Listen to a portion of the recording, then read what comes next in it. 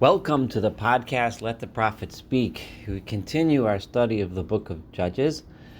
We just had let's say for Shoftim, we just had in chapter 2 a overview of what to expect from the book, what to expect, what we're going to be reading about as we continue our study of Shoftim. And that was the people settled among the Canaanites. They did not complete the mission, which was to rid the land of all the Canaanites who continued to practice their immoral and abominable practices. And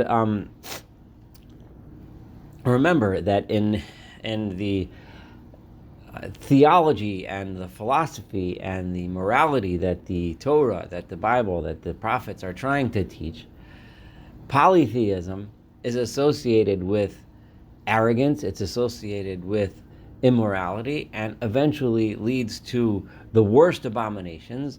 And of that, as we studied in Deuteronomy, the worst of it is that they even sacrifice their own children. This is going to be an important theme in this book of Judges, but hold that for a few more chapters. But in this chapter 3, we are going to continue to read about this theme, and we are going to start the first several of the stories of the Judges. So before we laid out in the chapter 2 what the general idea, how things are going to go, and then the rest of the book we're going to be learning stories of how the people descended into sin, the judge that came up, and the story about that particular judge, whether he or she was a good one or not so good, we'll see, and that how that judge led the people in some cases back to God, more successfully or less successfully, and then eventually after that judge left the scene, the people reverted to their evil ways, etc. The cycle goes round and round. So the rest of the book is going to be composed of the stories of particular judges, and as you will see, most of the judges have flaws. They're not exactly perfect figures. They're somewhat heroic, and some are more heroic than others, and each one has a story. So let's do that. Ve'ela hagayim, but we're going to begin by mentioning these are the nations asher hiniach Adonai, that God left in the land, linasos bam es Yisrael, in order to test through the presence of these nations the people of Israel. All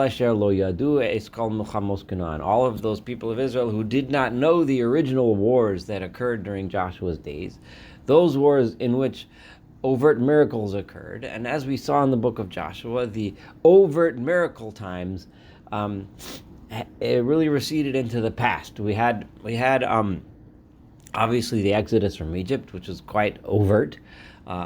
During the time in the wilderness, there was some miracles, but a little bit less. And as they entered the land, there were some miracles, the stopping up of the Jordan River, etc.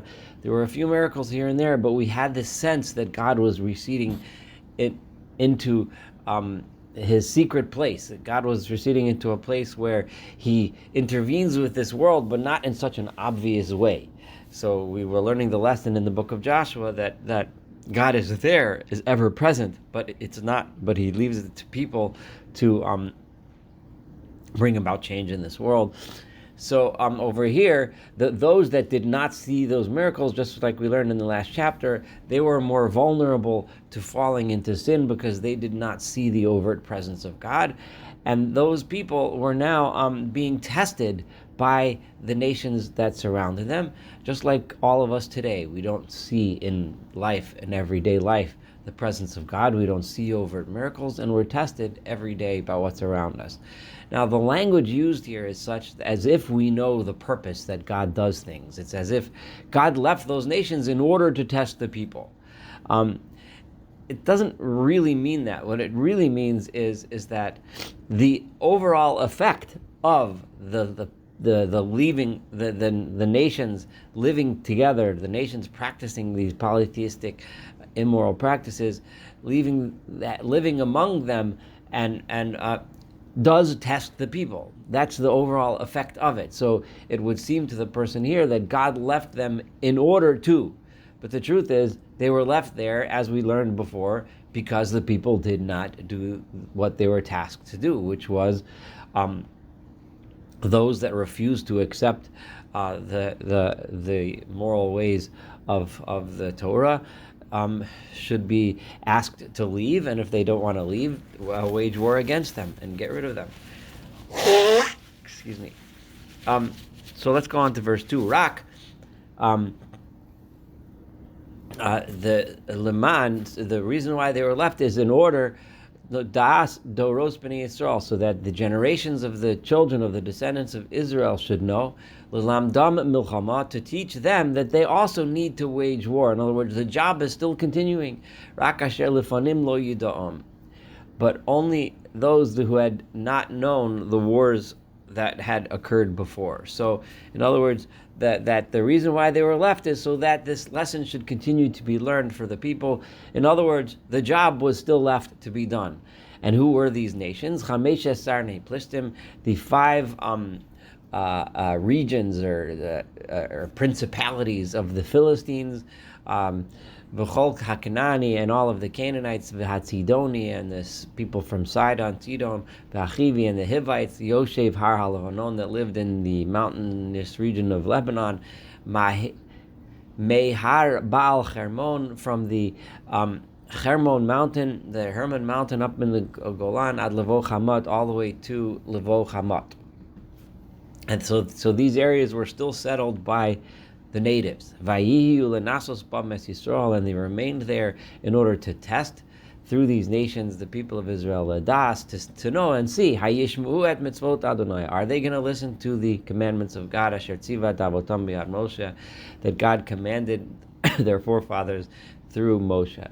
Are they going to listen to the mitzvot? And I emphasized this last time, but when we talk about the worship of God in the Torah, we talk about the mitzvot, the commandments, the things that need to be done, the action, in contrast to the worship that is done, the service, the ritual that is done in service of the idols. When God demands action, monotheism demands ethics, whereas polytheism demands ritual and sacrifice. Uvnei Yisrael, and the people of Israel, Yashvu b'kerev HaKanani, they lived among the Canaanites, Hachiti, and the Hittites, V'Amori, and the Amorites, V'Aprizi, and the Prizzites, V'Hachivi, and the Hivites, V'Yevusi, and the Jebusites. V'Yikru es b'noseihem lahem l'nashim, and instead of getting rid of them, they intermarried among them and started adopting their ways. They took their daughters for wives, v'es b'noseihem nasnu livneim, and they gave their daughters to their sons. Va'yavdu es Elohem, and they worshipped their gods. Va'yavdu, they worshipped. There's nothing about mitzvot, because when it comes to polytheism, it's not about mitzvot, it's about ritual worship. So, again, that cycle. Now, we're about to Vayasu v'nei Yisrael et Torah be'enei Adonai, and when regarding God, the people of Israel did bad things. So when we talk about God, we talk about action, but in this case, unfortunately, it's bad action that they did in the eyes of God. Vayishkechu et Adonai Eloheim, and they forgot about the Lord their God. Vayavdu, and they worshipped et haba'alim mi'esto asherot. It's a lot easier to think that you can gain the favor of the gods with worship and sacrifice. So they worshipped the Baalim, the Baal gods, and the Asherah gods. Vayicharaf Adonai b'Yisrael, so God became angry with Israel. Vayimkerem biyad kushan rishatayim. And then this enemy, and we're going to learn there's going to be a whole bunch of enemies from amongst those nations. This time there was a king called Kushan Rishatayim, who was Melech Aram Naharaim, who was the king of Aram Naharaim, which is somewhere in modern-day Syria.